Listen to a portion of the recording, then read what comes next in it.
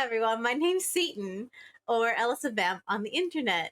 I use she or any pronouns, and tonight I will be playing Yuiza, who is a warlock rogue. She uses she, her for now. Um, it's fine. This is a great start to my night. That's me. Hi, everybody. I'm Zachary Vaudo. I'm playing Arat Kshizhin, your blind, Damphir wild oracle, who just discovered what remains of the history of his friend in this cave and a whole lot of slime. We both use any pronouns. It doesn't matter what you call us, so long as it's not derogatory. Yate, I'm Abby. I'm your local indigenous nerd, but tonight I'll be taking on the role of Fisscourth, our hooling cleric of Keening. For now, our moms picked out our pronouns, so just she, her, and man, I sure hope there isn't a big super mega ultra nasty slime down there.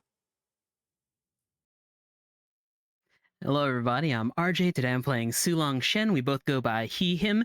He is a Zarin barbarian druid, and I like to post memes on the internet. Road work ahead. I sure hope it does.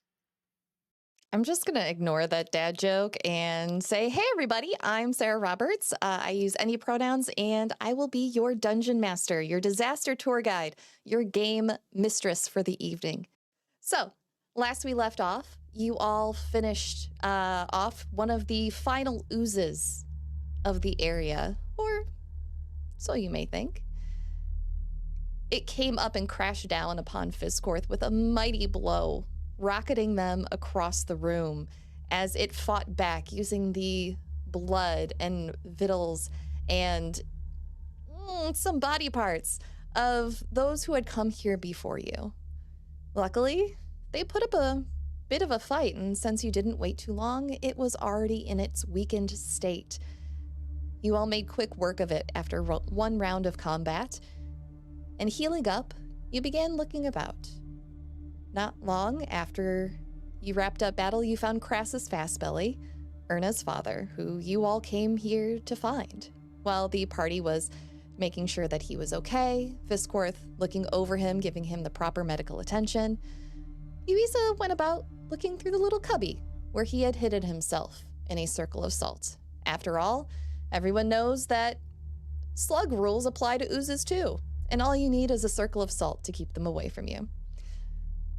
So, upon discovery of something shiny, wedged between the rocks in the floor, a fistful of forgotten notes, and a few strands of horsehair, Yuiza climbed out and discovered that the shiny object she discovered in the rocks was the perfect fit for a slot in the statue behind you all. And as it opened up, you all turned to see Yuiza standing in front of an entryway. Another set of stairs leading down into the darkness. And that is where we pick up tonight. What's that? I found something.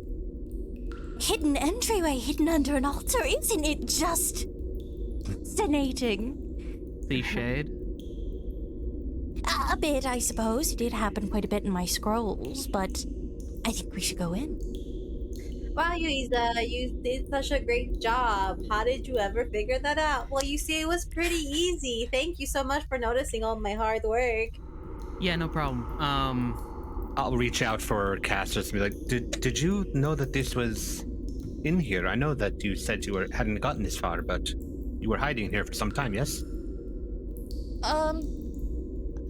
Time got a little funny when I was down there. I'm not sure, but no, I've never seen a snake on a statue slide down and open up a door for a group of people like that before. I once saw a wolf do that, but not a wolf. snake. Yeah. I wonder if it's like, no, it's fine. No, I'm not gonna. So, quick ask. I know that we're all gung-ho about going and diving deeper into this chapel of slime, but what do we do with the dad? I figured you could find your way to the city, no? Oh, I can make my way past everything. There's Is a there anything slime left on a alive? statue. Don't touch it and you'll be fine. But other than that, you're fine. Oh, What about okay. the boat situation? That is the one. We have 3 at camp. I could I mean, come worst back with case, someone and leave one. you know what? I'll swim, get another boat. It's fine. Don't worry about it. All right, just Okay. wanted to weigh out all our options. All right, let's go diving. Go to the warden's headquarters. That's where you find your wife, your group, and your daughter. I'm gonna go to base camp first and get some supplies. I'll go there after. Oh yeah, but like Oh. in the city. Okay. Before he leaves, I will hand him a dagger, just in case. Okay. Just a standard dagger. Just a standard dagger. Alrighty. You hand him a Pointy end dagger. goes into the other guy. I have combat training. Oh, Thank you. awesome. Though. You're certain that you can make it back safely. We want you to make it back to your daughter. After all, we came here specifically to find you. Are 10 men going to tie me up and drag me off again while I'm in this building? I imagine that's not the plan. I mean, if you play your Okay, cards then I right. think I'll be fine. Elbows Yuiza. I didn't say it loud enough for them to hear. It's fine. Crassus is going to depart your company. Are you all heading further into the caves? I mean, we don't have to go, but it is a secret entry to like a temple of a civilization that's been like locked for like, you know, centuries, maybe even millennia.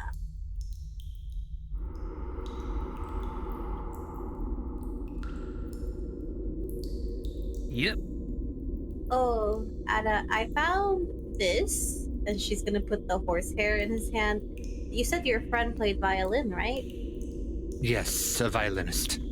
Well, I found that inside where like the dad was hiding, Fast Belly, and I found some like notes and like sheet music, and I figured she was there at some point. Well, thank you, Yuiza. Well, it's your friend. I figure you should know what I found. What did the note say? Wait, no, I already read that note. That was a different No, you note. didn't. No way, I didn't read that note. You didn't read what you found. Let me just check what my notes say, or the notes say. Wow, this is a lot of notes. Let's see. We have. Do you want me to read them to you? Preferably, yes. Well, no, I mean like to like. You know what? It's fine. Anyway, she lied. She lied, and she made me into this monster. How was I supposed to know that what she was when I encountered her? Elion is so certain he can reverse it. Maybe we are both fools. What? This one's just sheet music. It's got like a few lyrics. I think it's supposed to be called "A Heart Found Where Wands Want." I'm sorry, it's called what now? What? A heart found where wands want. Huh. You have to be. Wait a minute. You're making a joke, a very poorly Wait, timed no, joke. no. Give me a second. Look, and she's going through the next letter. It's not even. I can't believe he actually found someone who believes him. I suppose weddings really do bring people together, despite the dangers of my affliction. Arabelle seems confident she can assist us in finding a cure. I hold very little hope, but she insists it's possible. I suppose anything is possible given that she discovered beneath this place. What? Here I was all these years hiding out of convenience. Convenience. It doesn't say that, but okay. After making use of what the cockatrice had left behind, and the creatures who called this place home, and all the while a second temple was right underneath my feet. And if Arabelle's theory about it is correct, we're all in grave danger. Artifacts of that nature should not exist, should not be controlled by any one person's hand. No wonder they were so carefully separated, locked away after Ascanorat's downfall? If a dragon of such age and power as he succumbed to their influence, let us hope no mortal ever lays hands or eyes on them again.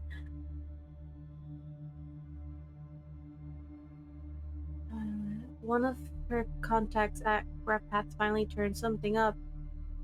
Do I notice this elegant handwriting, or...? Yeah, you do. You can describe the letter as how it's written.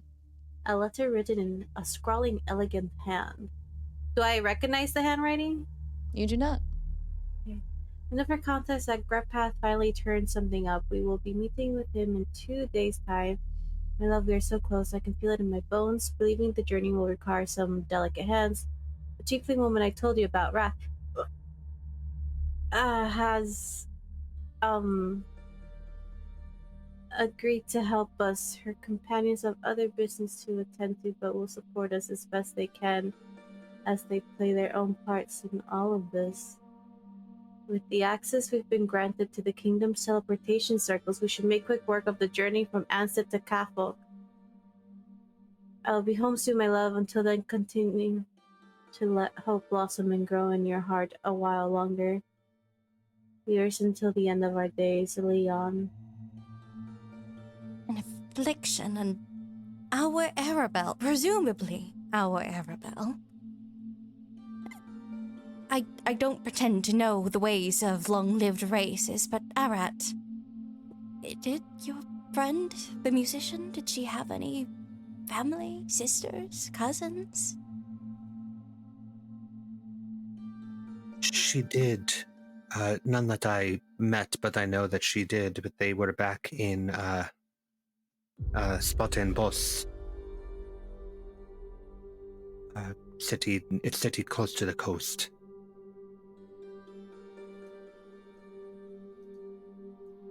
Curious. DM, it's been quite a minute since we were in Dullhorn. Am I remembering correctly that there seemed to be potential evidence that the Arabelle we met was not the original Arabelle, or was that just a theory that we had drawn based on stuff? Or am I remembering something entirely different? You have figured out, I believe, as a group that Arabelle and the person that you were staying with are not the same person. You all found, Yuiza found a image of a younger Arabelle with a twin. That's right. Okay. Given that the last time I saw Anin was 40 years ago, I can only assume that I would assume that this letter is referring to the actual Arabelle, and not the imposter that we encountered. I don't think so. There is the mention of that affliction.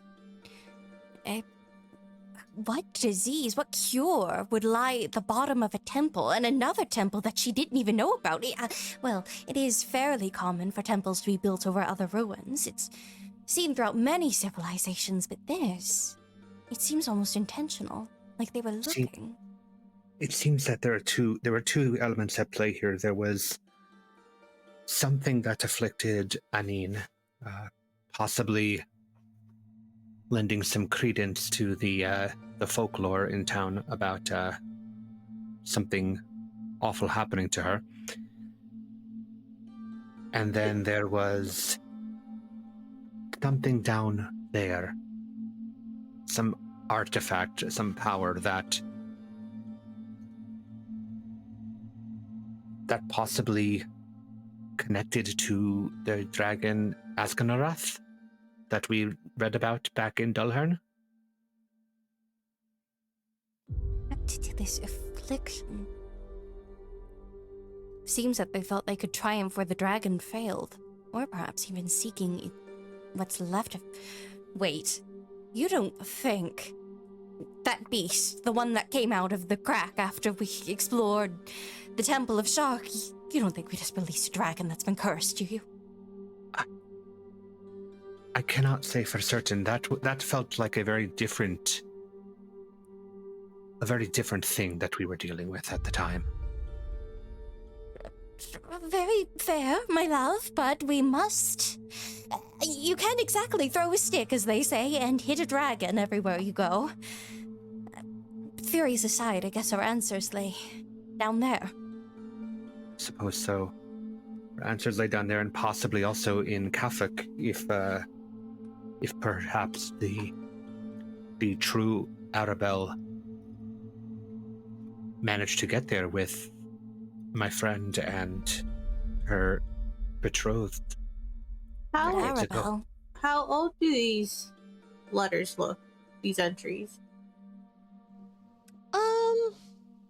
The paper that is the work in progress song, A Heart Found at the Wand's Want, that one looks to be quite fresh, but scribbled out over time. The letter from Elian has been obviously folded and unfolded multiple times, and then wedged by accident, presumably, where you found it. None of it appears to be weathered or yellowed with age. You get the sense that could be a year old, could be a few days old. But given the fact that, actually roll me a history check. 21. 21, fantastic.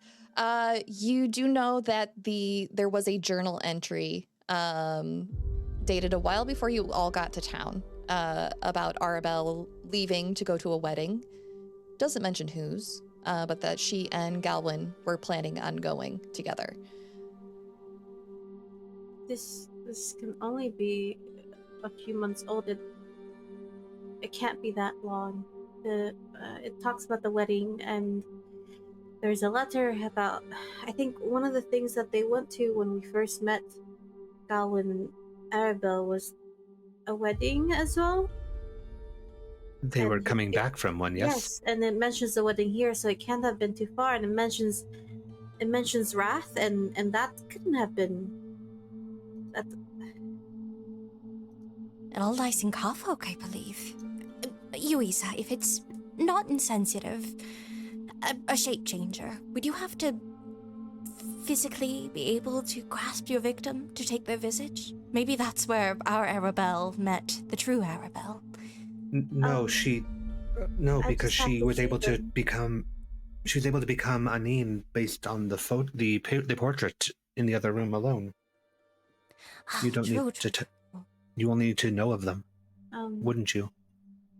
I just need to know what they look like and see them. But this can't be the real Arabelle unless real Arabelle is just as bad as fake Arabelle, because it talks about Wrath and her group, and then I found the letter at the. Wrath was a different letter, though. Perhaps. But if it talks about the wedding, this has to be between the wedding and now, this letter. Because That last one from Elian, yes. So it has to be recent because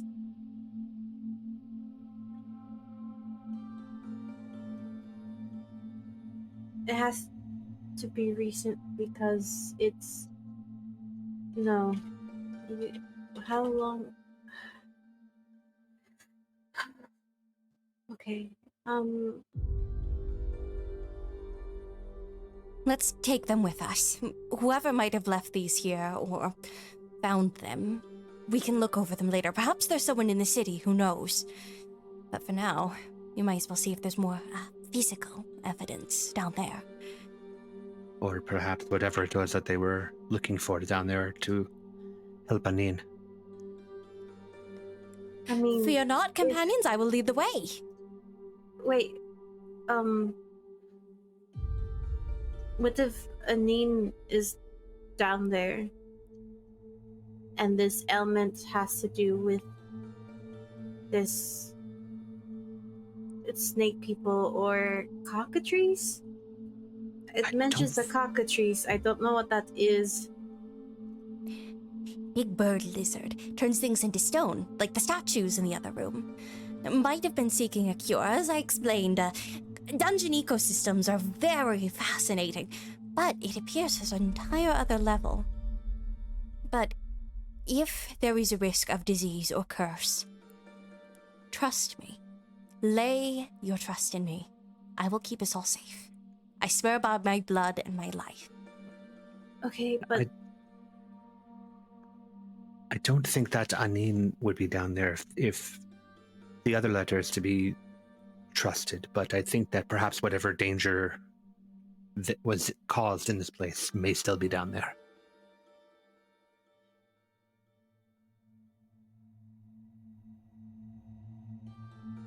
It's a very good thing you have a skilled cleric such as myself, then.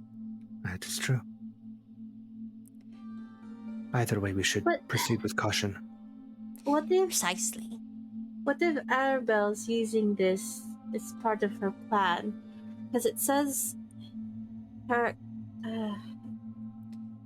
Yuiza, my love, you're getting in circles. No. It would be very... Oh? It says that her companions have other business to attend to this wraths, and her other companions are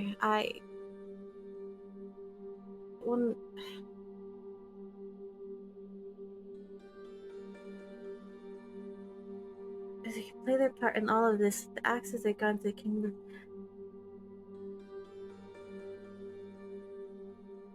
Who is this Wrath in the first place? Are they connected to Arabelle? Is this somebody entirely different? It's Wrath is my aunt. Oh. Do you think that your aunt is connected to the false Arabelle, then? I think that Arabelle took my family.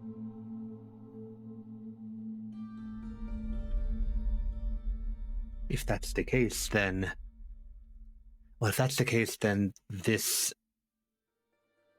would imply that this would be before they were taken, or your aunt was coerced into working with them. It has to be after, because it says that Rat's companion, that's my uncle and my father, and then there was a letter. It was half burned, but it was in the fireplace. It was my dad's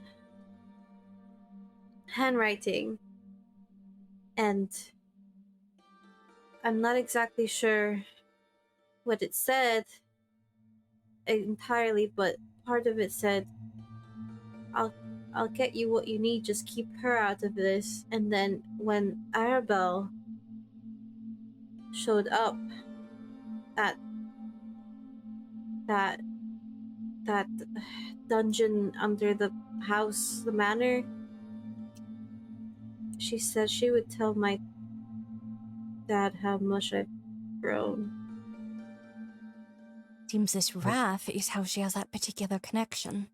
It seems that your family may have been coerced or forced into aiding in this if they were taken. My family wouldn't do this out of their own free will, okay? We have done some not great stuff, I will admit it, but this is different. I'm not assuming that they would have done this of their free will. I'm assuming that they would have been forced or coerced to do so. Survival Possibly makes us for do protection. terrible things for a noble cause. Yes, possibly for protection of a daughter.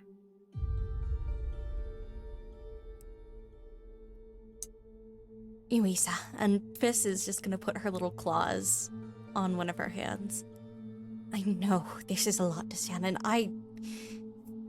Gods know I'd be right there with you if I discovered such a terrible document in the middle of a dungeon, but we have to keep moving. We'll be able to try our minds around this once we don't have a gaping hole into the earth before us. I promise you we'll get to the bottom of this mystery, but we must keep moving.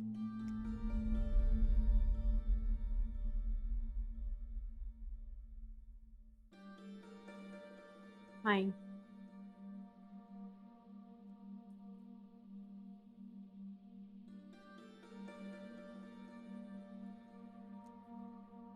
I'll lead the way. I do have the natural sight of a bat and a cave dweller. And if any curses should come our way, I should be able to dissuade them from taking hold. But please, as Arat said, let's be cautious. Yes, I'll step up with you. I'm used to navigating caves. Whatever. I'll take the first tempestuous steps down. You are muted, Sarah. Okay, we're heading on down. Oh, You're doing great, sweetie. thanks. Do you like my Okay. emotions? I do. They were so good, I was actually worried. I was about to DM you, like, are you okay? Did I piss you off? Everyone good to move forward? Thumbs up Yes. from everybody? Okay, fantastic. All right. So, Fisscourth, you're heading in first. Who's next I in am. in the marching order? I'm up there as well. Like I said, Okay. I don't need to see where I'm going to know where I'm going. Okay. Yuiza will say you're next, followed by Sulong Yes. bringing up the rear. As I you all have move down. goggles of night, so I can see in the dark. I love that for you.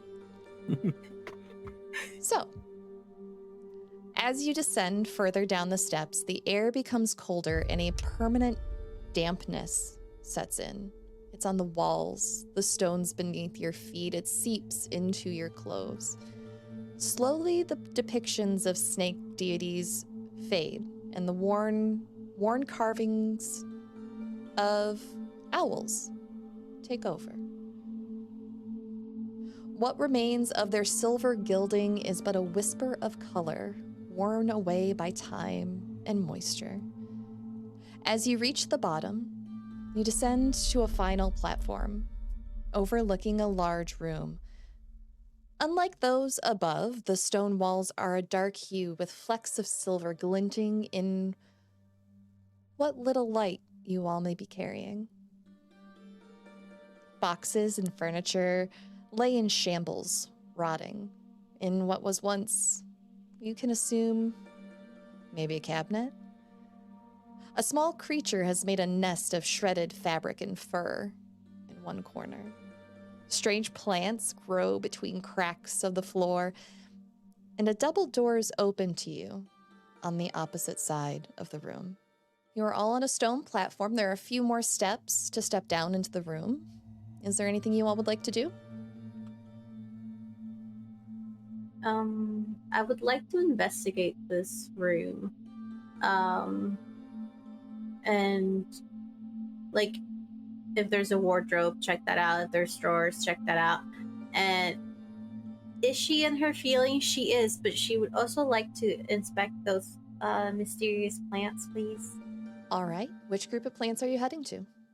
I will head to this one. It's the closest one. The one to her, my left, her right. All right. Give me a nature check. 22. You have seen these documented by a quick article in some periodical you peruse through. It's something that's been newly identified. You know that much. You'll probably have to look up more information on it, but you know these to be silverthorn mushrooms. A rather new and unusual spell component. Many are scared to work with. I would like to take a bunch of it, please. Okay. Roll dexterity for me. 24. That's a natural 20, baby. You do pass the DC as you pluck these mushrooms. There's a small puff of spores that are released. Roll me 2d6. 5 and a 2. 7. A 5 and a 2 for 7. All right, take half of that rounded down. That will be your poison damage. Okay. Would anyone else like to do anything? I want to pick the stick up and just knock it very heavily onto the stone so it echoes out. And I'm trying to listen to see if there's like further recesses of the room, stuff that maybe is more hidden, like it echoes further than the room feels. Okay, roll perception for me. That's a 17 for me. Hey, is it all right if I just make some light for myself? Because it's hard to navigate. Okay, just be careful with these plants. These are mushrooms that are very experimental at the moment, and I do not know how they will react with fire. Or And their I will spore. stay as far away as I can from that direction, he says towards Yuiza's voice as he casts Produce Flame and just holds the fire in his hand. There you go. You have light now. I rolled a 17 on my perception check, by the way. The room sounds about the size that your companions described to you as you came in. There is a open door at the opposite end. Okay, so I can hear that. Right. Mhm. Then I will wander more towards the doors, trying to get a sense of, like, again, smell, sounds, etc. on my way forward. Okay. Well, good thing I'm there with you because somebody needs to take care of all you dungeon toddlers. Sulong, Fisscourth, are you doing anything in this room? I imagine I'm in dungeon mod mode right now. We are in a cave. I'm in my element. These are all creatures of the surface. I am looking for any signs of life. We saw a nest as we walked in. Something is not going to be happy if that nest is still active. So basically, heartbeats, scents, droppings, anything like that, I'm on. All right. Fisscourth, since you are a cave dweller from essentially the Underdark, I will let you roll either nature or either a nature or perception check at advantage. Yippee! Let's go with perception. I got +3 to that. Okay, 12. 17. That's a dirty, stinky 20. Okay, a dirty, stinky 20. You hear the usual cave sounds. You hear some drips of water trickling down a wall somewhere. You hear the echoing of footsteps. Some things that are rustling beyond sight. But something catches your ear. A distinct clacking. Almost like two stones being rhythmically tapped together. It's not coming from just one direction. It's coming from all around you, as you recognize the sound of swarms of clacker beetles.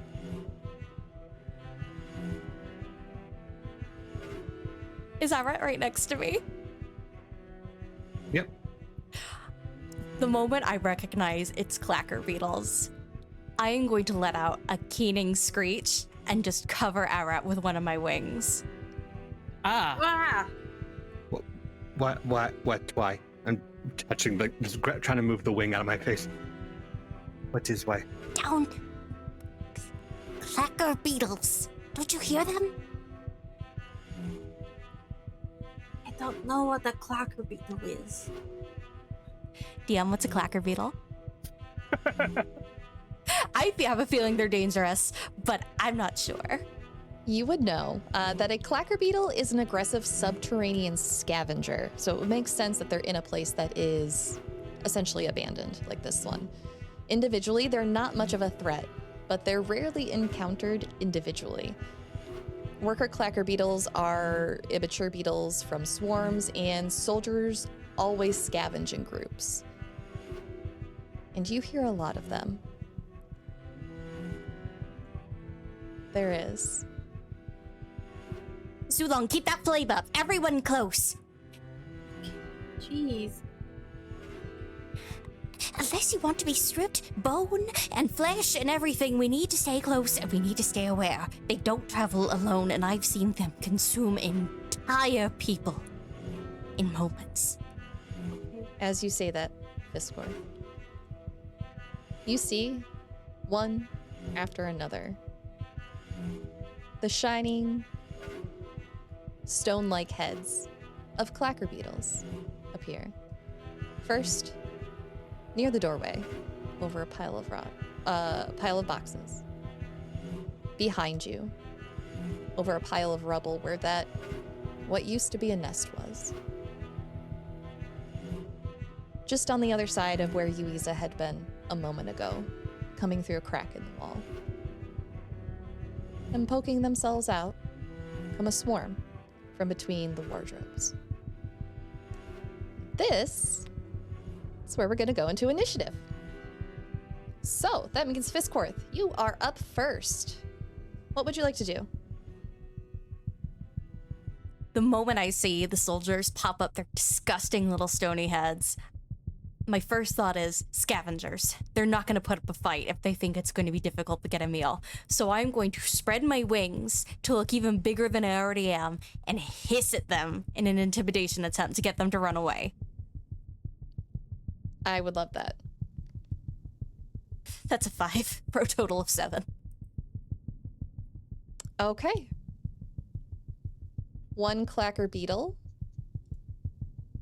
is intimidated by you. They are all rolling low, also intimidated. I'm really scary in my big ol' hat. You're lucky these creatures aren't smart. This one up here is not intimidated by you. Because it's behind her. It doesn't see my big scary display. I'm going, And the one over by the pile of rubble is also not intimidated by you. It makes so much sense. The ones that are behind her that can't see her face are like, meh. Is there anything else you'd like to do? I'm going to move more to the center of the room as I watch a few retreat. And that will be the end of my turn. Okay. Up next, we have Yuiza. I think she usually has like this kind of like a very expressive face, and you know, there's that like fighting danger and all that. I think she's just very quiet and just 1,000-year stare a little bit, but she will turn her hand and cast Witch Bolt at this swarm of beetles over here. 13. That does not hit. That's fair. I have a second one though. Okay. 19. A 19 does hit. 12 points of force damage to those beetles. Okay. Up next, we have one of the swarms. This one down here. It doesn't want to move towards Fisscourth.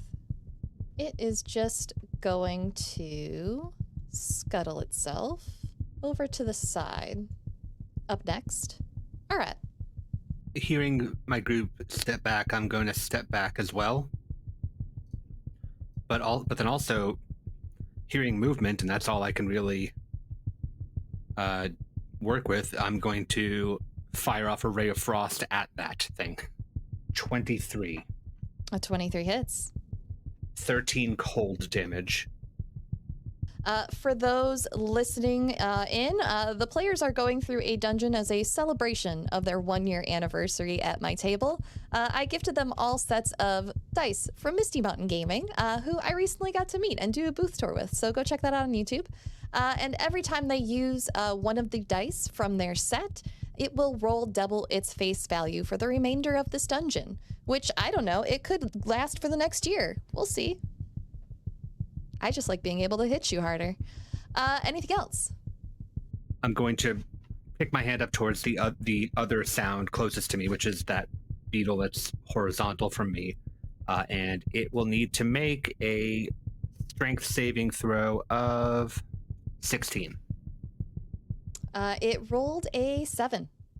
Cool. I'm using telekinesis to shove it backwards. I'm trying to... My goal was to slam it into the wall to see if it can do some more damage to it. If not, I just want to further intimidate it. Roll me a d4. Okay. 2. Actually, no, it's a doubled one, so 4. Okay. 4 points of smack into wall damage. Mhm.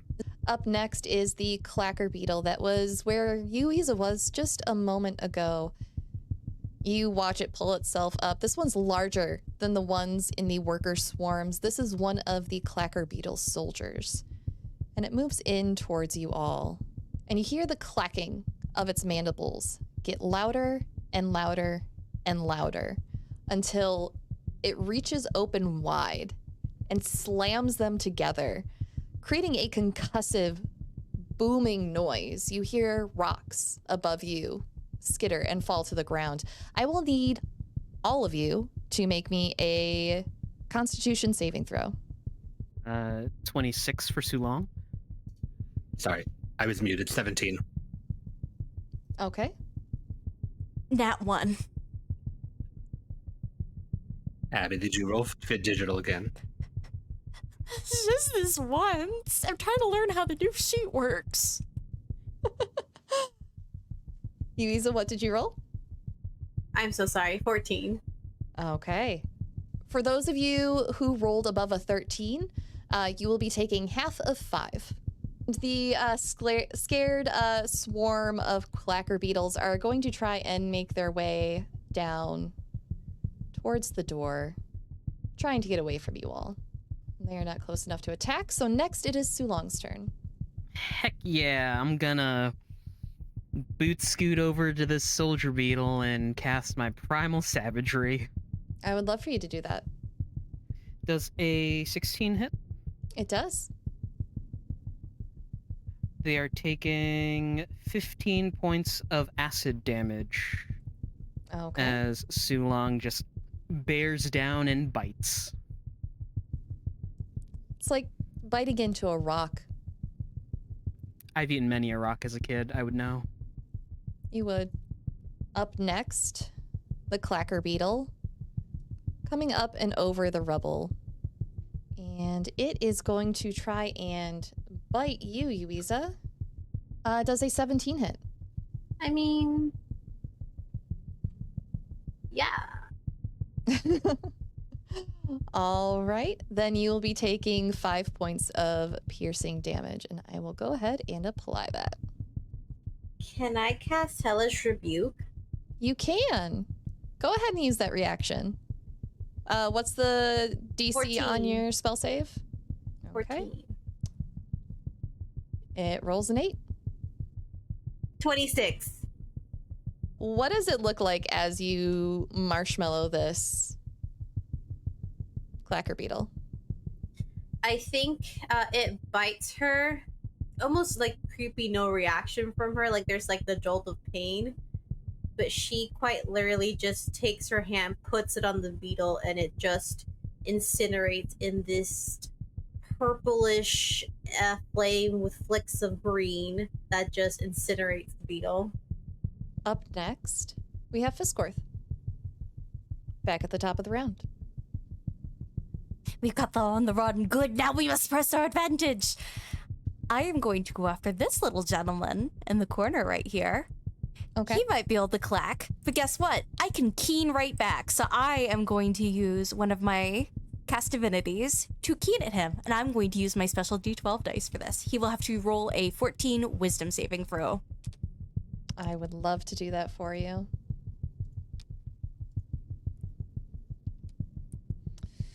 Ooh, that's a natural 20 for an 18. Oh no. I'm so upset. He has a That -2 to wisdom, too. That's just insulting. It is. I'm a learned scholar. So that's gonna miss. I imagine, my throat's sore from screeching, so I go to channel keening, and I just. I have a rock in my throat. All of these tiny rocks falling down. It's dusty in here. You can't get that deep inhale of hair, Fisscourth. Drinking a potion is a bonus action, yeah? Mm-hmm. Yep. I'm gonna drink one. I'm looking a little yikesy on health. All right. Up next, then, while you're rolling that, is going to be Yuiza. She's gonna turn around, kind of throw the scorch beetle body to the side, and then do 2 Eldritch Blasts at it. Got 14. 14 does not hit. Okay, I'll do another one. 23. 23 definitely hits. Okay, and that's 1d10. I'm gonna use my fancy die. 4. I rolled a 2. You know what? That is plenty. You take out another one of these creatures, throwing one body to the side, turning around, shooting off your bolts at the next one. It scorches in place right at Sulong's feet. I'm going to have her move over here Up next, we have the clacker beetle by the door, and it is trying to make its escape. It heads out into this hallway, trying to get away from you all. Arat, you are up next. Yep. The easiest thing for somebody to do when they can't see everything going on around them is to just stay locked onto the two things where they know that they are. Thing through the door is still within range of a ray of frost, so that's what I'm hitting it with. It's a 24. A 24 does hit. That's a 16 cold damage towards it. What does it look like as this creature freezes up at Arat's ray of frost? I think it's scurrying backwards, trying to get away when it gets just washed over by the ray of frost. The stony edges just chill as it flips over onto its back and curls in, legs curled up into that prone pose that bugs find themselves in at the end. And then the one that's in front of Fisscourth being coughed at has to make that DC 16 strength saving throw again. Okay.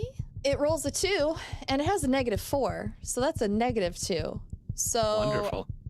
I'm going to say that you full-on slam this thing into the ceiling. Roll Sounds good. me 2d4 this time. All right. That's 10 because I used your special one for the first one. I love it. Okay. Anything else? With that and hearing things fried behind me, I'm just going to advance forward. Again, keeping hand locked on. I'm putting myself parallel again with this thing in case I need to hit it again. Alrighty. Up next is the clacker beetle coming to its senses. It can't run from you anymore.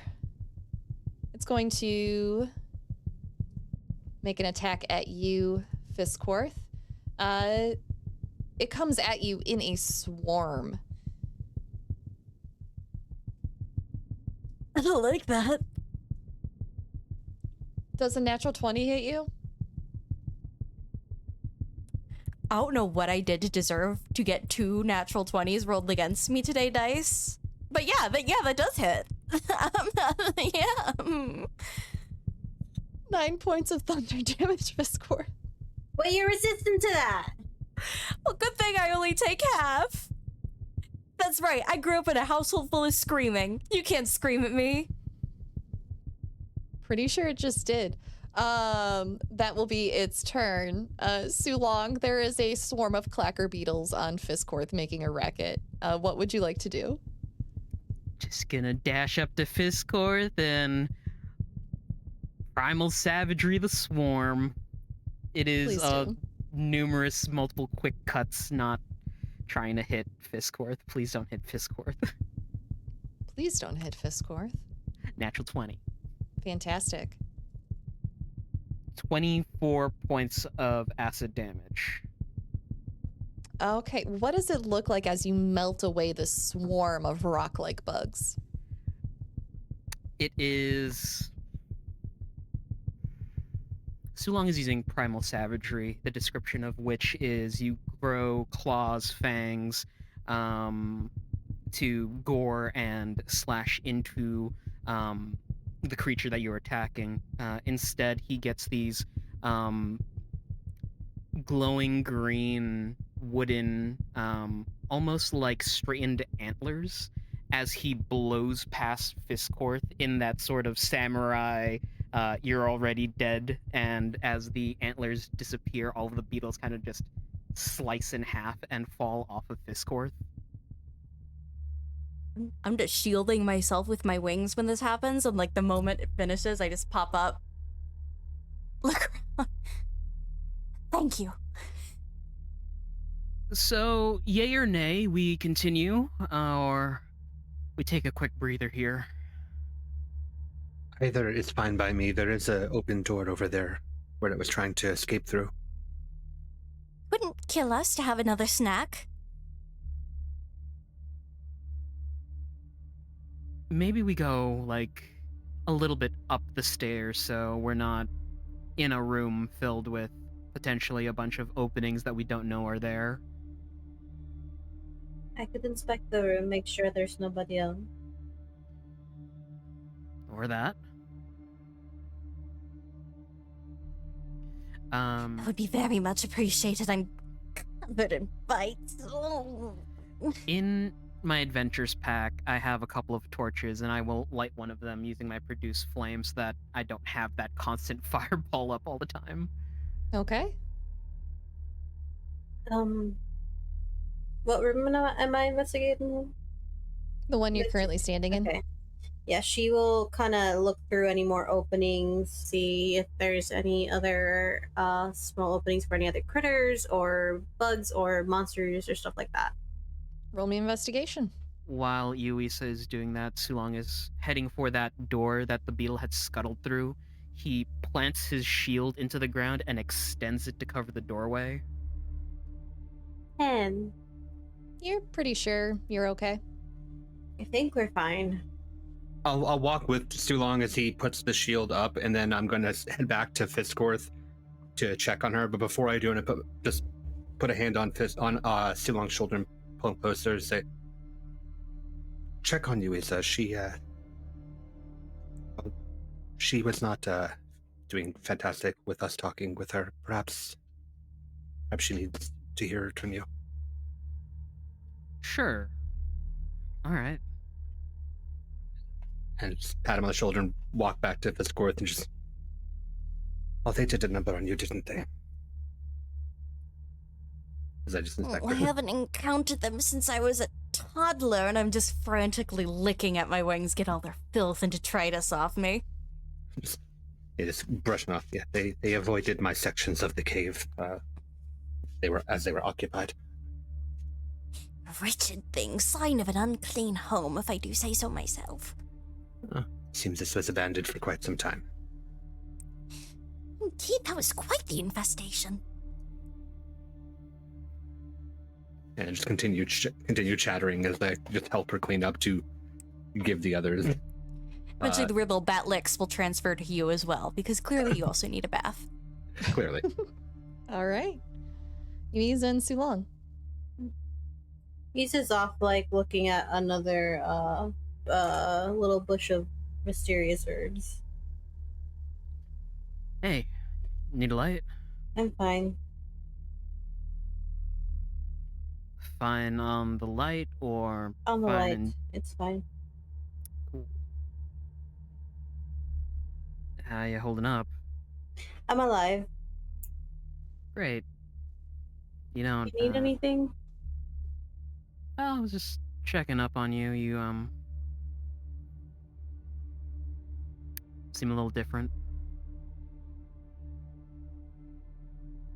Just have a lot on my mind. Yeah. Anything you want to share, or just need some space? Other than the fact that Arabelle has my family? Yeah. Matters about family are always rough. If you want to talk it out, we're here for you. You know that. If you need your own time to process, that's fine. I've been processing for the last few months. That's the only reason I left my home, is to find my family.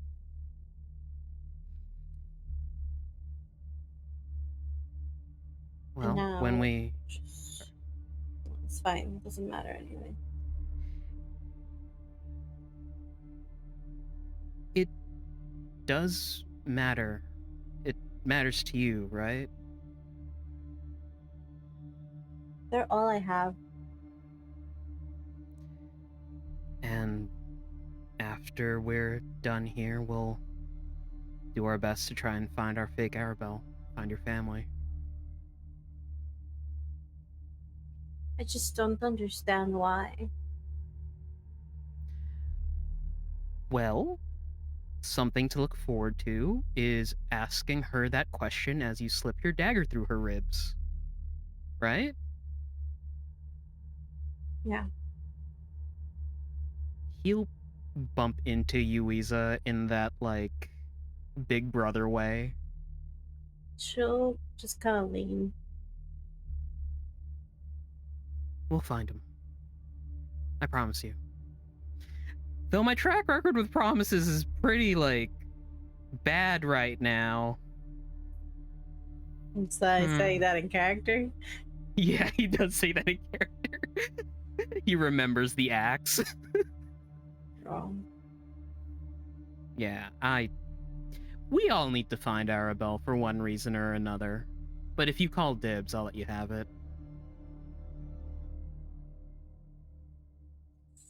Yeah, sure.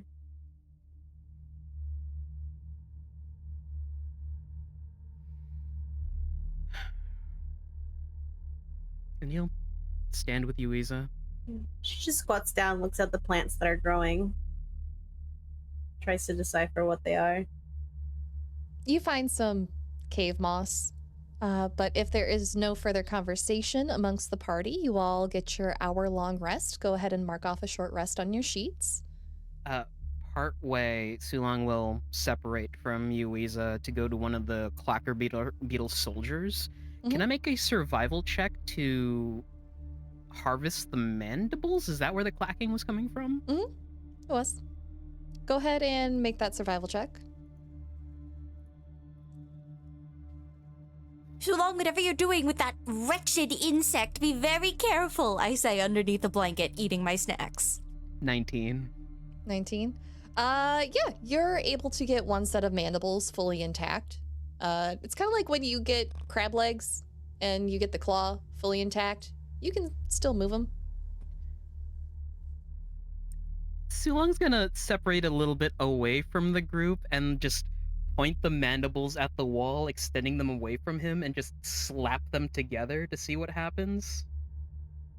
You slap them together. They make a clicking sound. Dang it, that'd be so cool. He'll stow them. Talk to a blacksmith later about this concept. I feel like the castanets of doom are about to be invented in this world. Oh, if I could form them into like a little clacker board for like movies, that'd be real funny. Why do I keep casting you at tables? Because you love me. You need a high tension spring so you could just pull it back and let it go. Stop feeding into the. Okay, moving on. What are you all doing? A thunder bear trap? Oh my gosh. Is this where we go to break? I'm gonna wanna start walk through biting you. I want to walk through the door before we go to break. I want to play a game. On your head is a clacker beetle mandible in the shape of a bear trap. No. Kill him, strike him down, God. Are you all done? I'm sorry. Yeah. You're going through the doorway? Once we're all healed up, I'll stand up and make it known that, like, if everybody's ready, there is a doorway to examine. I'll pop right up and lead the way. Fizz is feeling very vindicated after the beetle encounter. Right. Go ahead and get yourselves in marching order. And as you go into this hallway, the hall is made of the same dark stone walls as the room behind you. From where you stand, you can see that it extends several paces before turning to the left, out of sight. Sulong just reaches over Arat and grabs Fisscourth by the scruff, gently lifts her, and places her behind him. Mission! I have lived in caves my entire life! Do you have the tower shield? No. Would you want it? It weighs as much as I do. Let me take the hits for once. Oh, I suppose. Just be very, very careful. Put my hands on her shoulders. That your expertise here is the most valuable thing we have. Go ahead and lead the way. You're on the mat. Can I keep an eye out for any like loose floor stones on the floor that indicate like Guillotine trap. Yeah, go ahead and roll for guillotine trap. I like that we're all just moving 5 feet at a time. We're just like, here? How about We're I'm here? being careful. There she goes. It's an Unfortunately, Yuiza No. charges up ahead of No, you. I was making a joke. She just like flipped over us, and we're like, Yuiza, no, we don't making have your invisible. emo moment. Don't do it. I was making There's a reason the visual. DM asks you for a marching order.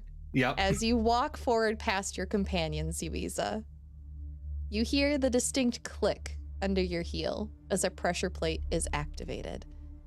Found one. I will need you to make a Constitution saving throw. Oh heavens! I love it.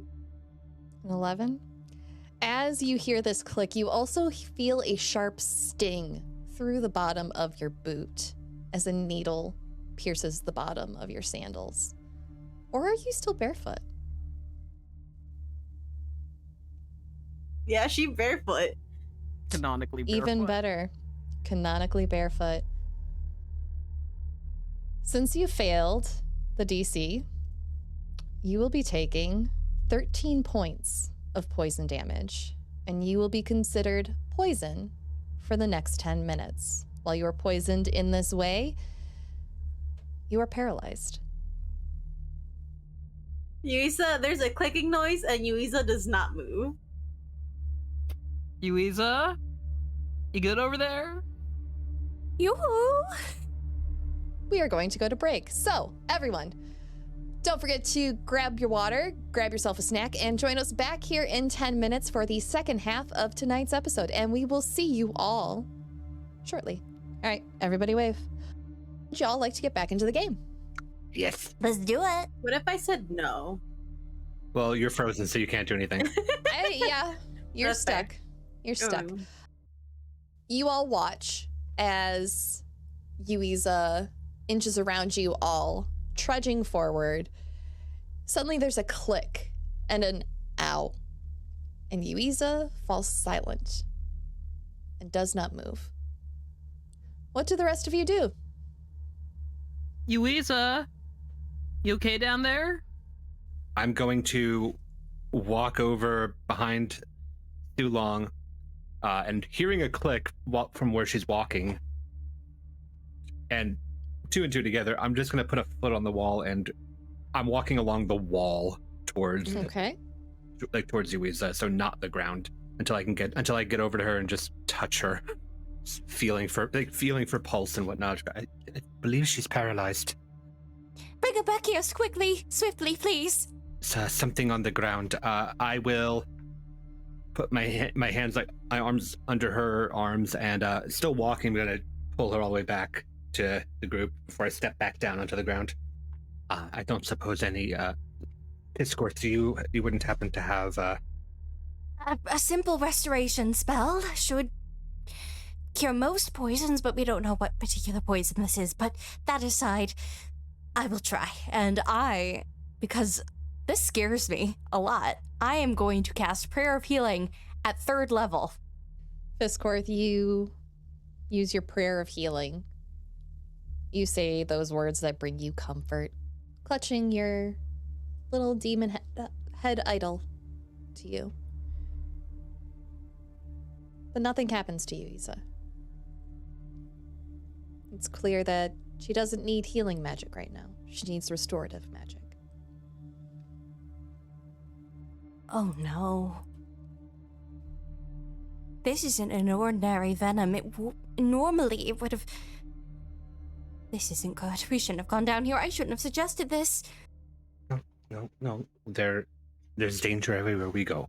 This is just another one that we have run into. Is this paralysis a more like rigor mortis stuck in place, or can we move Yuiza's limbs, but she cannot move? I'm gonna say that Yuiza is stuck in place. It does not specify, but I think that would make sense. Well, what are our options? And Sulong will take a knee next to Yuiza and just begin to rub her leg to get circulation going. Yuiza, are you able to make any sound, or are you completely locked? I shouldn't have suggested we'd gone down here. Look what it's ended up to. Oh, she's going to die, and it's going to be all my fault now. Fisscourth, there is danger everywhere we go. This is but another one that we've encountered, and we will get through this. We will help her, and we will be back up at it. Yes, we will. Well, it's certainly an uncommon venom, because normally restoration magic is all that's needed to purge a poison from the body. We could just abandon this place and go back and take her to a healer, one who knows of this particular venom, and but what if it's completely undiscovered? That is quite some ways away. We could also explore further and see if perhaps there's something ahead that could be of use. Well, this paralysis kind of seems like a basilisk or cockatrice paralyzation. I think if we give it some time, she'll be fine, but I don't know, we're in short supply of that. He moves up to one of her arms and starts rubbing like the bicep and then forearm. I'm going to make an assumption that such things would not be triggered along the walls as well. I'm going to explore forward and see if perhaps there is something, some semblance of what's up ahead. We do not know how long she'll be like this. Yeah, but like old adage, never split the party. I'm not going It's to. true. I'm not going to go through doors or far away. I'm going to go hopefully to the end of this hallway. No. You're an adult. If there is something down there that could perhaps be of use, we found those vials in the other room and whatnot. There may be other things down here, and perhaps whatever was used to make the poison has an antivenom down here. Precisely. Whoever might have lived in these ruins there could have been accidents. You need to have an antidote on hand. And don't worry, Sulong. I'll keep an eye on him with my cave-attuned eyes. And I'll also try to start rubbing Yuiza's limbs, but because I've got the nubs, it's not as effective, so I'm just pressing into her arm. Making biscuits. I'm making fat biscuits. So I will step onto the wall and walk sideways forward. I have my stick on the wall in front of me, and I'm pushing it ahead of me so that if there is something that gets triggered, I'm trying to trigger it like mechanically. I'm trying to trigger it 5 feet ahead of me. Okay. You walk along the wall and you make it to the end of the hallway, and you see that it turns. And after a few feet, it turns again to the left.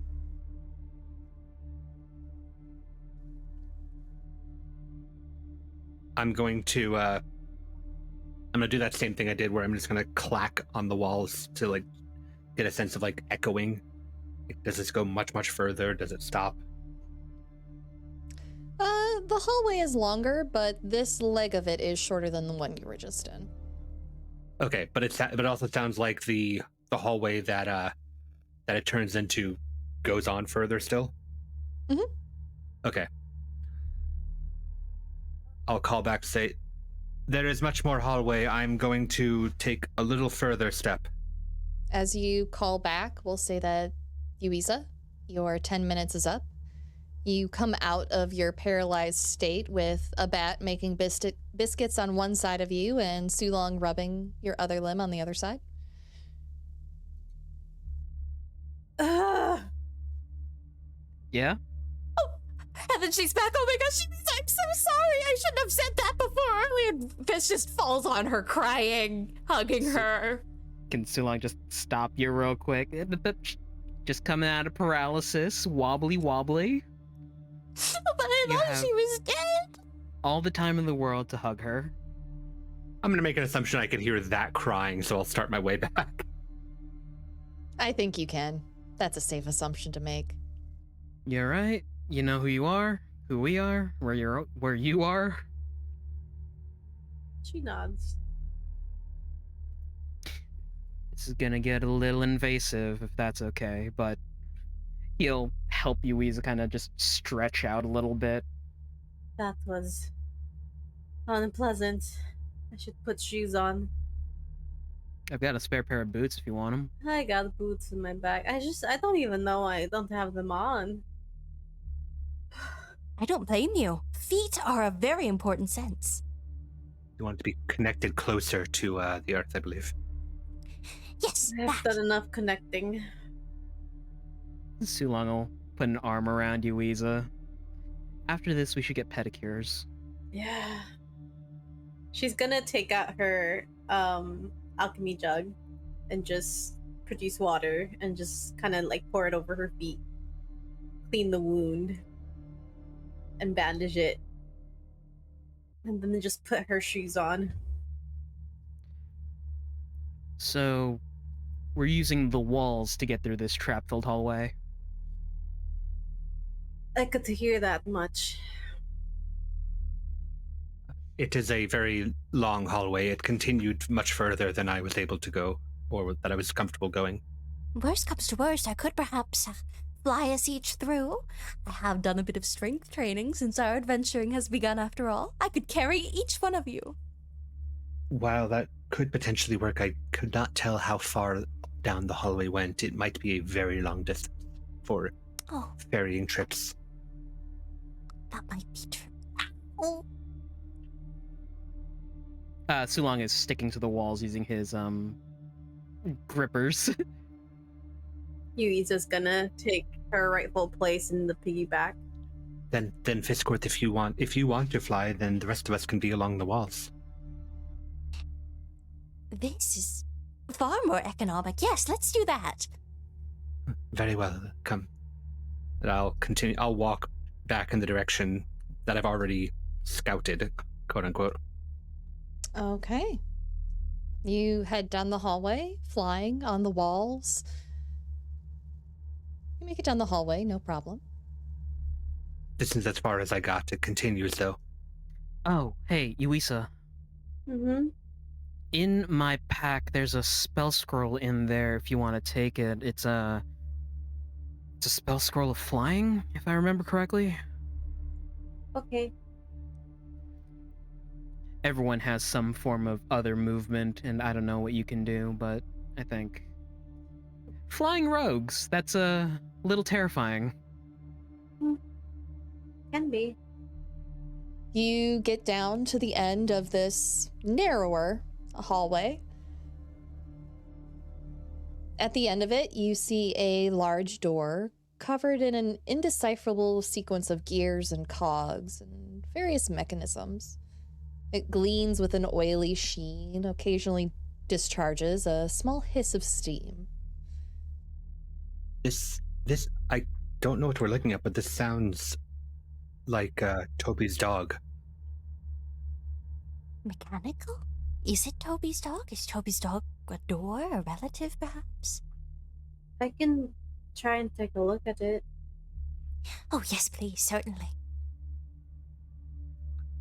I'm gonna strike the ground in front of the door with my stick to see if anything goes off first, like from the wall.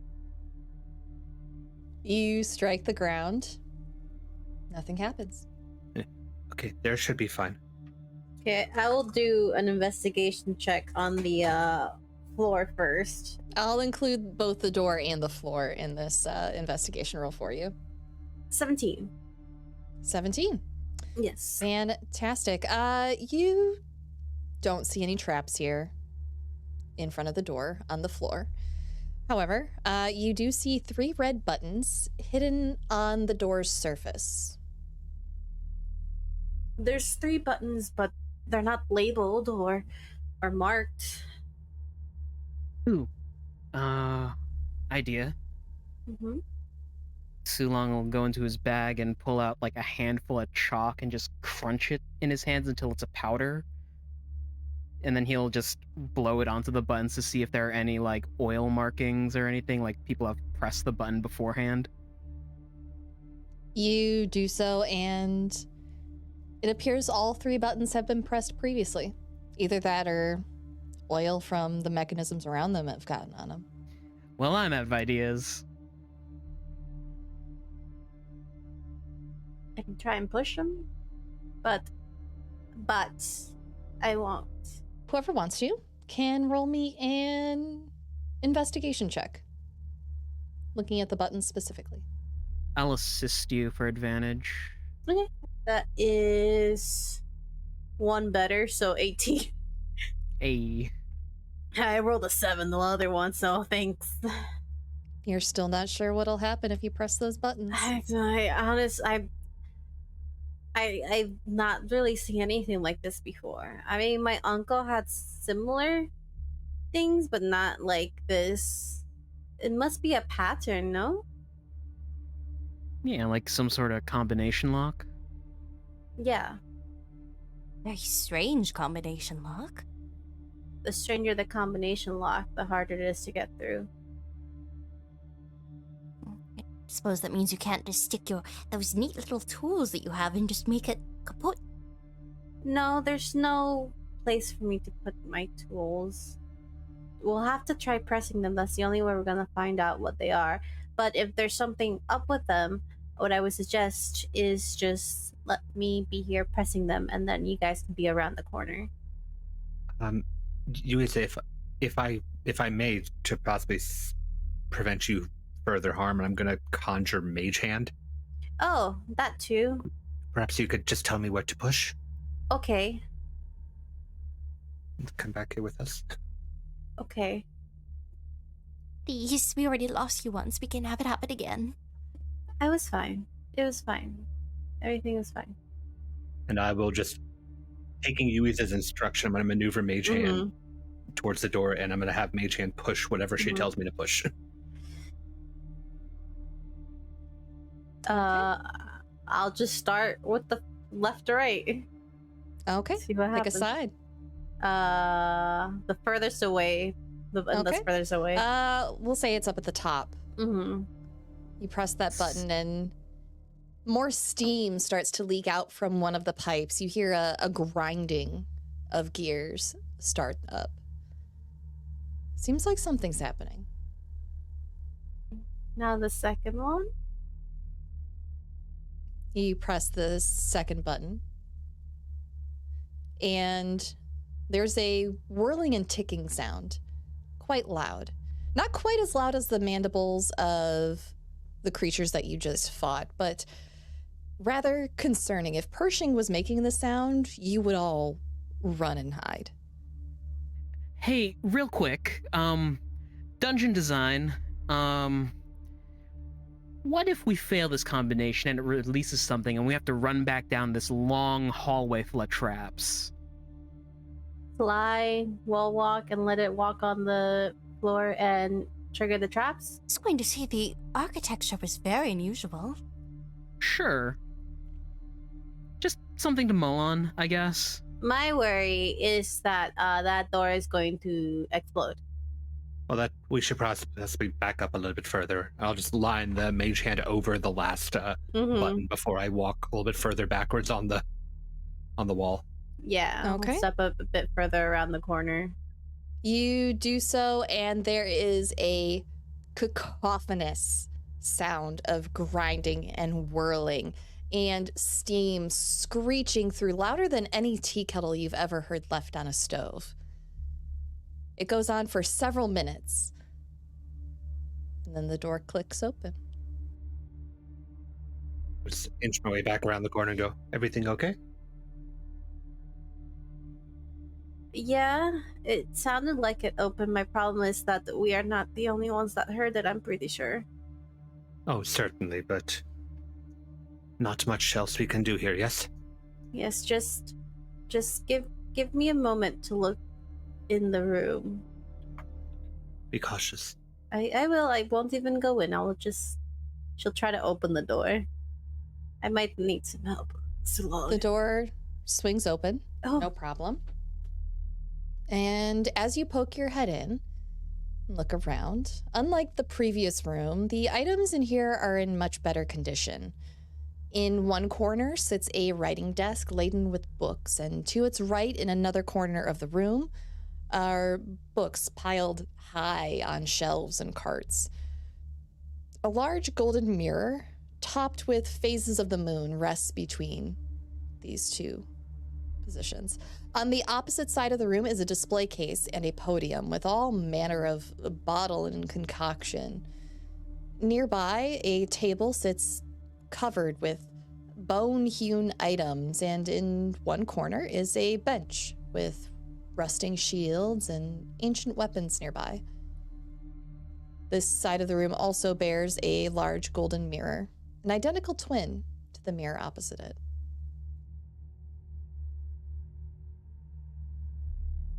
She'll describe this to everyone. Not as eloquent.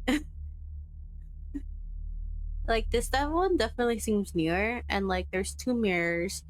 They're like the same, so that's kind of freaky. And there's like bone stuff, and there's like armor, and it's rusty, but like there's podium and stuff. DM, a question that I think I might be the only one able to answer this.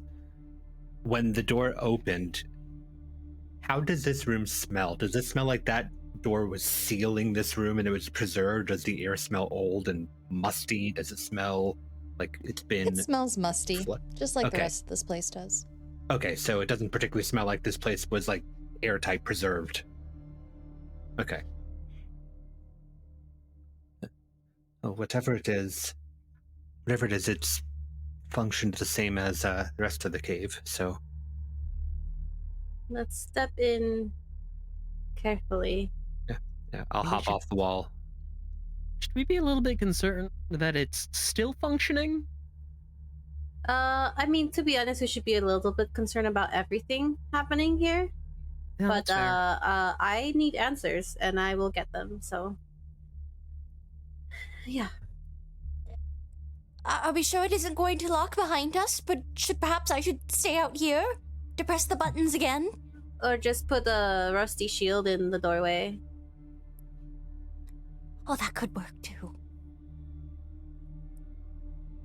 This'll do so. She'll, with a lot of effort, drag a shield over to stick in the door before Let's use Mage Hand to assist her. Thank you, dear. Easily enough done. You bring it over to the door. The door does not budge from where you all put it. Guys, I'm right here. I have one job. It's dumb, but it's mine. You have many jobs, and we might need them if something goes wrong in here. It's important to help one another in places like this. You said there was bone-hewn crafts or something like that? They are, I will ping them on the map for you. Okay. Can I take a look at those? Yeah. Go ahead and roll investigation. I'm rolling so much of that. 15. You see quite a few items. You see a mirror. It's wrapped in finger bones. You see a dagger. The blade of it is made from intricately carved bone, as is the handle. They seem to be from separate donors, though. There is also a small tooth that has a impossibly detailed romantic scene of two people kissing on it that is carved into the tooth. You're not quite sure how someone managed to pull that off. Wow. Incredible. I mean, I'm not gonna take it because when people take my teeth, well, that's a whole nother story. Anyway, she puts it back. What are the rest of you doing? What is the most tactile thing that I can investigate? Because I can't do a lot of visual investigation. Apart from the bone objects, I guess. Pretty much anything in the room you could go around touching. There's shelves of books. There's armor and weapons. There's a desk to rifle through. I'll do the desk. Okay. Go ahead and roll investigation. Can I take a look at the... Is that a weapon rack, or is that like a banner standard? Yeah, there's a weapon rack. Yeah, take a look at that. I'll take a peek at some of those books. That's a natural 20 for a 20. All right, you rifle through and you find stacks of papers and envelopes stuffed as though there is a letter in them, but when you pull it out to see what the letter may say, the page is completely blank. There's a couple of ink pots and a few fidgety child toy type items tucked away in a drawer, seemingly forgotten. And not feeling anything on the paper, I'm going to walk it over to Fisscourth. It's like, I'm not sure, perhaps the ink is too dry or not raised enough for me to read here. Oh, let me see. I'll look it over. Is it blank for me as well? You pull it out of the envelope and it is perfectly folded, but absolutely blank. Well, Arat, it's entirely blank. It's as if someone forgot to write the letter that they were about to mail. That doesn't make sense, though. Can I try something? Yes, please. I was thinking about a technique. The invisible ink, the one with lemons. I've read about this in those very sultry mystery books. We don't have lemons, though. There's also some that react to heat. Yeah, exactly. I've used them before, so maybe if you carefully, At the mention to heat, Sulong just has an arm extended. and a produced Carefully! flame. Well, I'm Perhaps across the room. perhaps I could, and I want to use prestidigitation to warm up to 1 cubic feet of non-living material. You do this. Nothing happens. Sulong pulls out a lemon. I'll hand it to Yuiza, then go, no, nothing for me. can I kind of take a look at it in the light? See if there's anything that I see through, investigate it. You hold it up to the light. Just a piece of paper in an envelope. I feel like the DM is pulling our leg. It's just a piece of paper. Fisscourth, you were looking at the books, correct? Yes, I was. Okay. Go ahead and roll me investigation. Can do. Oh, wow, I actually did do good on that. 18. Oh my god, that's... You find some books that are completely empty, just like the paper that Arat holds in his hand. They have titles on the side, but it's almost as if no words were ever added to them. They're just there for show for some reason. You also find a few that are actual tomes. You find one called Who Moved My Cheese? A step-by-step guide to Mage Hand for beginners. There's a helpful tome about Mage Hand and Cheddar, but the rest of these books are blank. Blank as that letter. Sulong, what were you looking at? I was looking at the weapons rack and I got a 20. A 20. You look at the weapons rack and you go over to some of the pieces that aren't quite so rusted, cleaning them off a little bit, polishing one of the shields to see if there's any emblems on them. And as you flip the shield over, a gleam of something above you catches your eye. Sulong cranes his neck upward and looks and prays it's not a creature. Along the top of the walls near the ceiling, following a spiral pattern along the room and then up onto the ceiling towards the center, are the words, "Death denied her entry, and so her soul was split by moonbeams. The moon reflected both halves of her heart and vowed to protect it evermore." He reads that out loud, just loud enough for everyone to hear. I'm sorry, Sulong. What do you... Is that poetry? It's on the ceiling. Death denied her entry, and so her soul was split by moonbeams. The moon reflected both halves of her heart and vowed to protect it evermore. Reflect? Well, it rhymes. That's certainly nice poetry. There's mirrors and they have moon faces.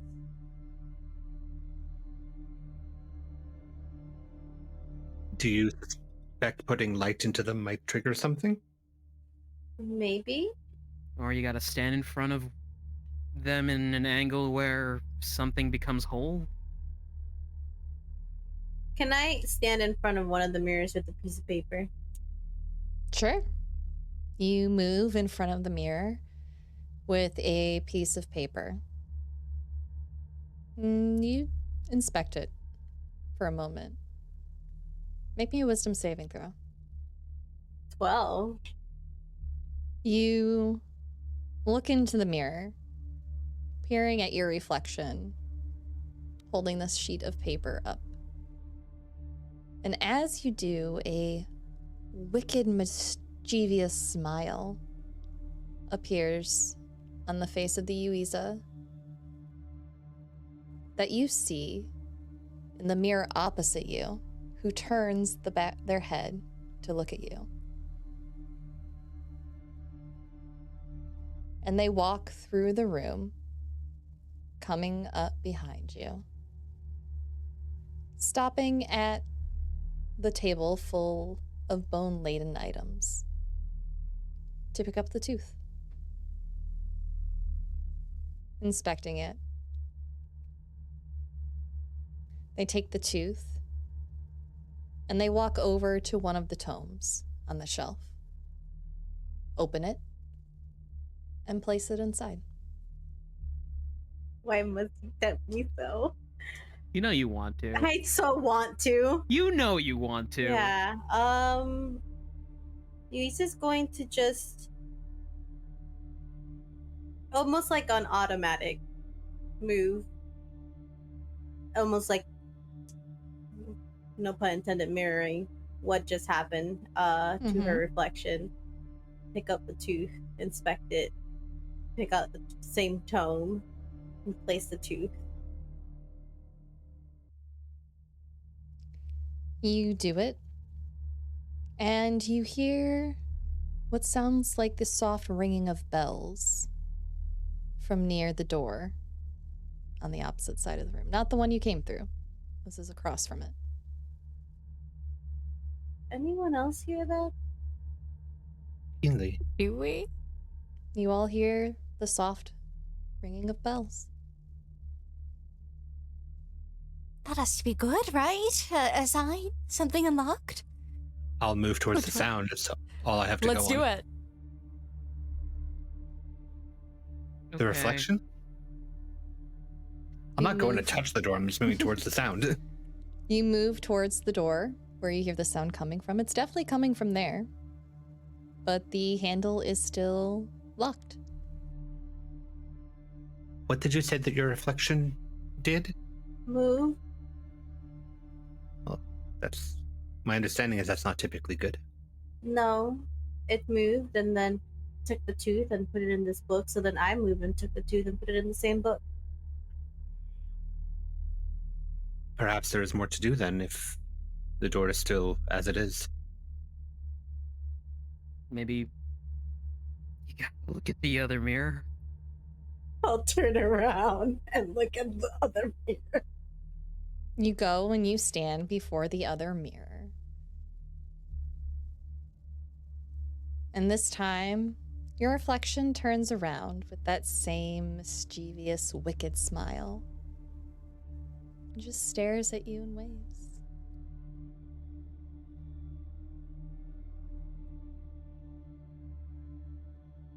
I Scooby-Doo totem pole lean into the view of the mirror. Do I see the waving Yuiza? You look into the mirror. Sure. Why not? Roll me a I wisdom haven't saving done anything throw. bad yet.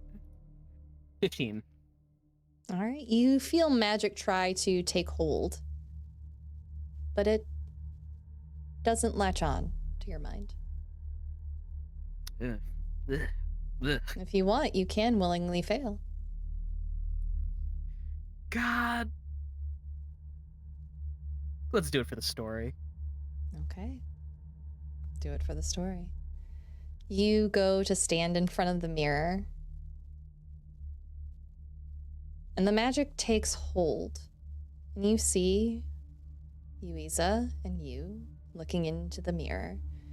And over your shoulders, you see a Yuiza and you with their backs to you, looking into the mirror, looking behind themselves in that weird infinity mirror view that you sometimes get when two mirrors are held up behind one another. And as you're standing there watching, trying to understand what Yuiza sees,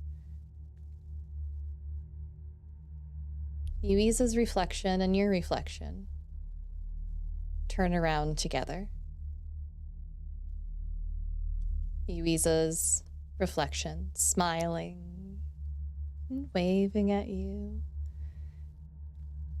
while your reflection walks over to the desk, opens one of the drawers, takes out an ink pot, and walks over to one of the swords you were admiring earlier, and pours the ink over one of the swords. You see that too, right? Mm-hmm. That's Should how I mean, that's how I figured out the tooth thing. All four arms up in the air. Sulong walks over to the desk and rummages through until he finds the ink pot.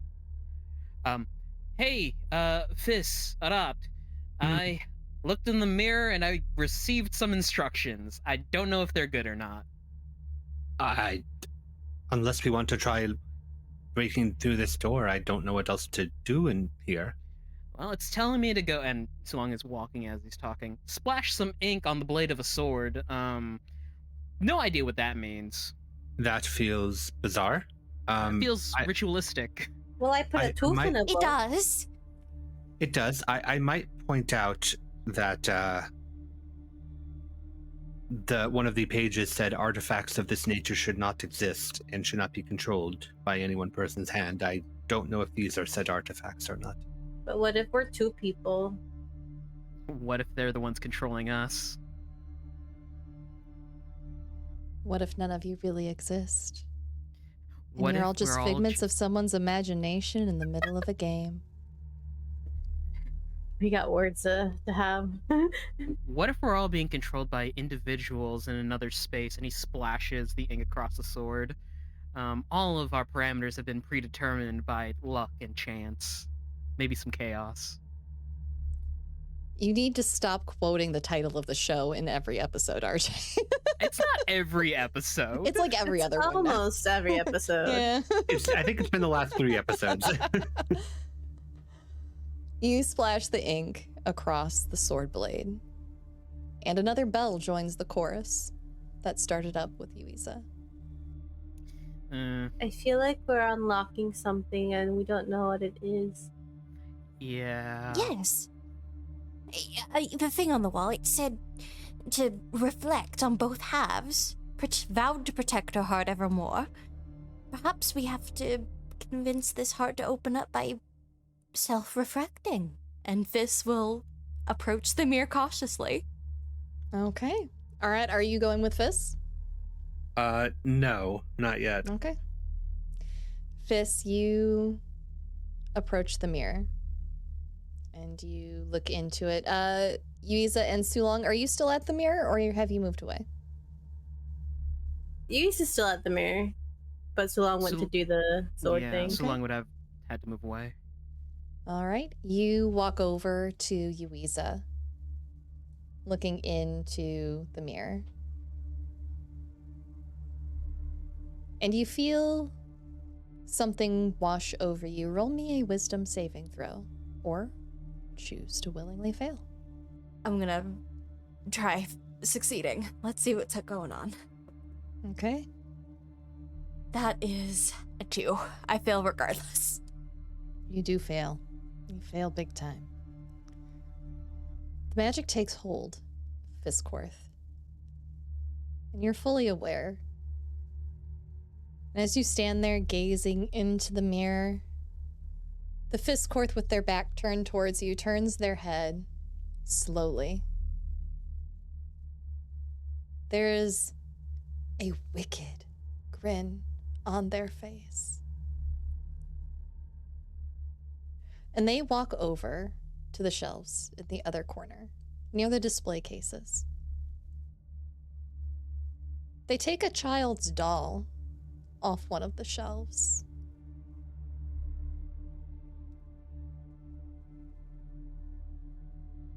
And walk across the room, smashing its porcelain head on the desk.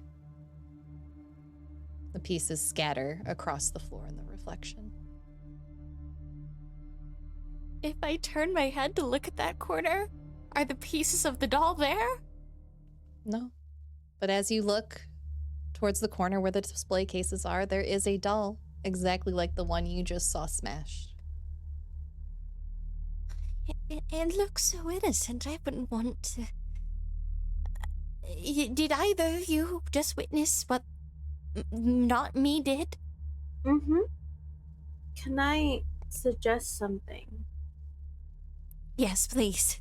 What if we try putting one mirror in front of the other by itself? Or was it already like that? You're across the room, I think. Mm-hmm. So you have to like pull it off the wall and bring it over to the other one. Too long? Why not? Better than giving our souls to whatever entity might be in that mirror. That was unsettling. And destructive. You're attempting to pull this mirror off the wall? He's gonna run like These hands are- along the frame. Yeah, see these if are they're- massive mirrors. These are several feet wide and about 8 feet tall. You can try a strength throw or a strength check to see if you can pull this from the wall. You'll also need a dexterity check to see if you can stop it from smashing if you're successful. Yeah, I was about to say, can I first test if there's give to the mirrors, or are they like planted into the walls? They are very firmly planted. It will take a mighty tug to get these off. Okay, Whoever put these up was not shopping at IKEA. I'm gonna rage. Okay. It's to give myself advantage on my strength to pull it out. Okay. Please. I mean, that's fine. 25. You pull, and it does begin to loosen, but it does not come off the wall. Oh, these are in there real good. It's very heavy. Even for you. No luck? Nope, they're real heavy.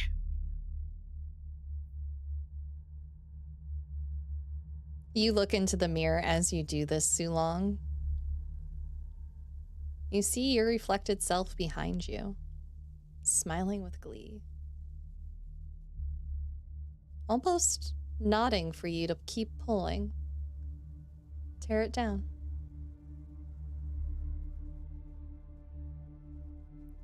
You know, you could probably help if you're on the other side, right?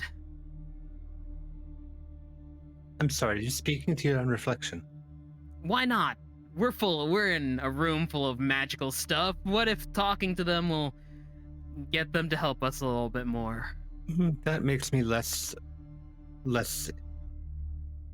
inclined to do what they are doing. Also, my reflection is smiling at me as I'm tugging this off, so I think this is a bad idea. I think so too. I'm gonna stop now. Okay. Can Good I idea. investigate this door as that's happening, where the chime's coming out of? Sure. Go ahead and roll investigation. That's a 5. It is locked. There is no handle. I hate hidden locks. Oh. If I could move the, the mirror, I could see. I suppose I could try smashing that doll, since that's what I did in the mirror.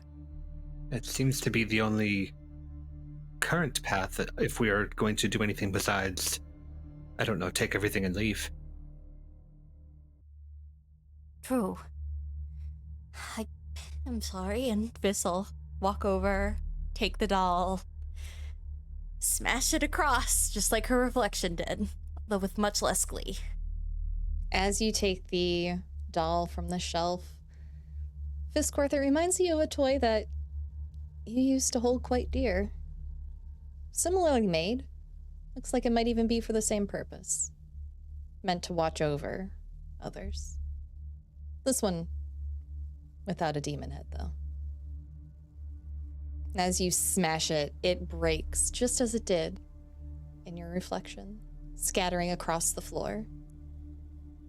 The Fisscourth in the mirror claps their little nubbins together and smiles, cheering you on.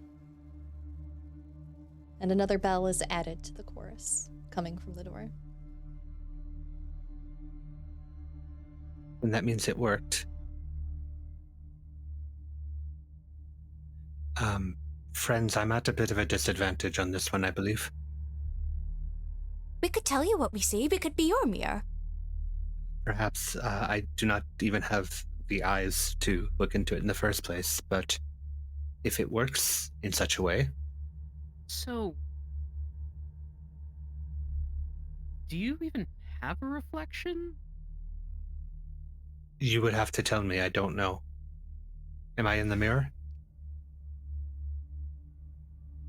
Are you walking to the mirror?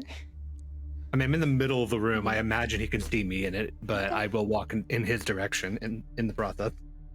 As Arat walks towards the mirror, yes, Arat has a reflection. He is not a vampire. He's a Dhampir. But as you get closer to the mirror, Arat, and you are intentionally moving towards it, there's a wave of magic that reaches out for you. You can roll a wisdom saving throw, or choose to fail. For the fun of it, I'm going to roll, but I know what's going to wind up happening anyway.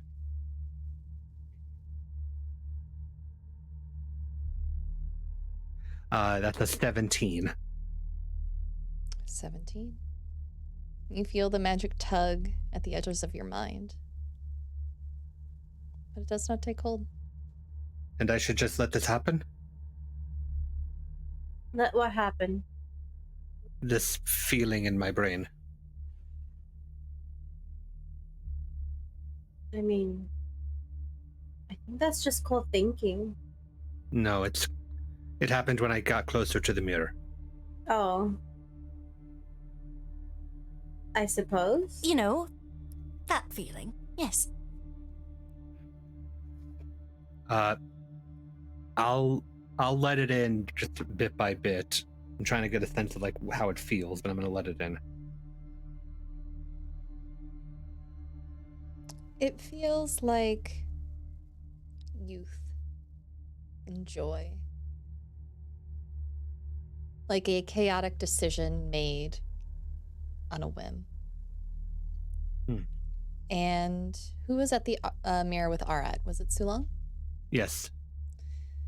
Sulong, as Arat lets this magic take hold. The Arat behind you all turns with a wicked smile, fangs on full display. Reaches into their coat pocket and pulls out a slip of paper.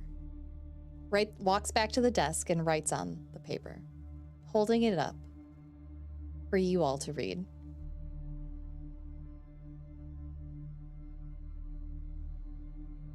And on it says, "Do not judge the youth for their wickedness. They revel in the chaos."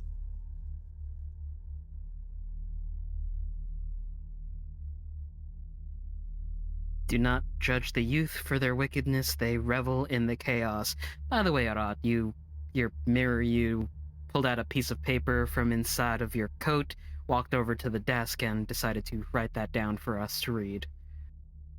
I'm gonna pause after that, since Sulong just said the whole thing out loud, and wait and listen for if anything happens. And if nothing does, then I'll reach into my pocket to find whatever paper might be in there.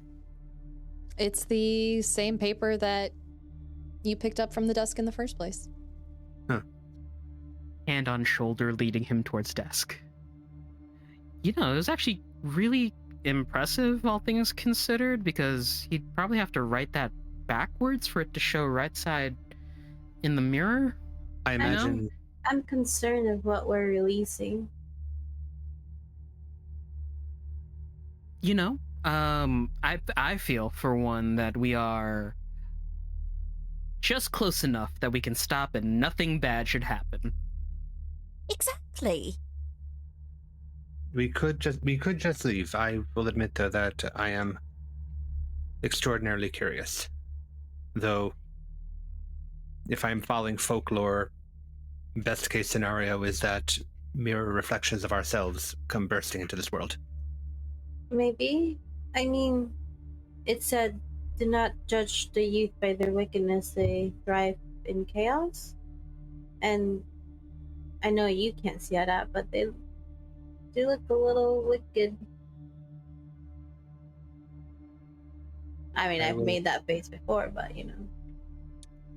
I will have to leave this to you three then. Before I write this, do we want to finish this quest, or do we want to walk away and leave things sealed? It seems that there were traps leading here, as if to keep people away from it in the first place. They did mention artifacts. You could have the answers about your Anine. I could, but I could have something worse as well. Big Arabelle would have had to have stayed here at some point, right? Considering the journal entries. Answers there.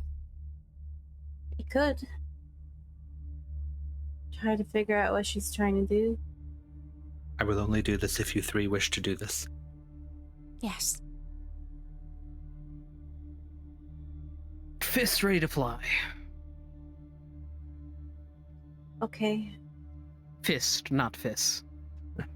Right. Oh. And with surprising accuracy, Arat is just going to put the ink on the paper, put his hand under his hand for a line, and just write it. Okay. You write the same thing that was dictated to you. And as you do, and you hold it up towards the mirror to show your reflection, you feel the paper become warm in your hand. And the rest of you watch as it begins to glow and then melts away into a shimmering iridescent dust as it falls through Arat's fingers. In the dim light, it's reminiscent of moonbeams falling across the water on a cloudless night. And with that, the final bell begins to toll from the door. And it clicks open. And that is, I think, where we're going to leave it tonight. How y'all doing? Everyone okay? Mm-hmm. Ah, that was so Jesus. oogie spooky. Yeah. How y'all doing? Y'all ready to say goodbye? I've had so many emotions. Say, I've gone through every single emotion that I can go through. That's too many. Too many. You know, Sulong's just standing there, demure. Very cutesy, very demure, very mindful.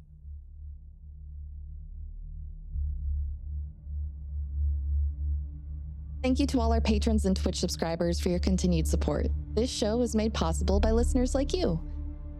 Fisscourth was played by Abby. Arat was played by Zachary Vaudo. Yuiza was played by Alessa Vamp. Sulong was played by RJ. And your GM this evening was Sara Roberts. Luck and Chaos is recorded live on Thursday nights. If you'd like to join us for a live recording, check out hypegoblin.com/events for the full live schedule. Links to cast social media Third-party supplements used in the game, affiliate links, and the show's Patreon are available in the episode description. A Twist of Fate, Luck and Chaos theme by Sneakernet is available now on Bandcamp. Don't forget to like and review this episode on your platform of choice, and we'll see you all in the next one.